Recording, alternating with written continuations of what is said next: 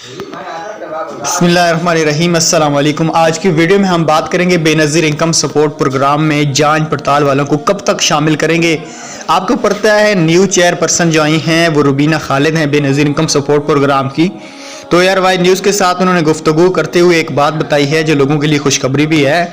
Video पूरी देखना। उससे पहले अगर आप घर बैठे पैसे कमाना चाहते हैं मेरे भाइयों, एक रियल वेबसाइट है, एक हमने ग्रुप का लिंक नीचे दे दिया है, इसको आप ज्वाइन करें और हम आपको ग्रुप के अंदर फ्री तरीकेकार बताएंगे कि आप लोग घर बैठे किस तरीके से पैसे कमा सकते हैं।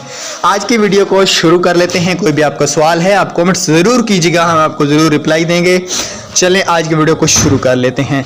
सबसे पहले बात करेंगे बेनज़ीर इनकम सपोर्ट प्रोग्राम में कुछ डिस्ट्रिक्ट में अब जो बेनज़ीर इनकम सपोर्ट प्रोग्राम की किस्त है वो स्टार्ट हो चुकी है, जैसा कि राजनपुर, चिनोट, मुल्तान डिस्ट्रिक्ट मियांवाली, उसके अलावा जामपुर और राजनपुर में भी ये किस्त स्टार्ट हो चुकी है और झंग में भी ये किस्त स्टार्ट हो चुकी है। बाकी जैसे ही डिस्ट्रिक्ट में किस्त स्टार्ट होगी हम आप लोगों को बर वक्त आगाह करेंगे।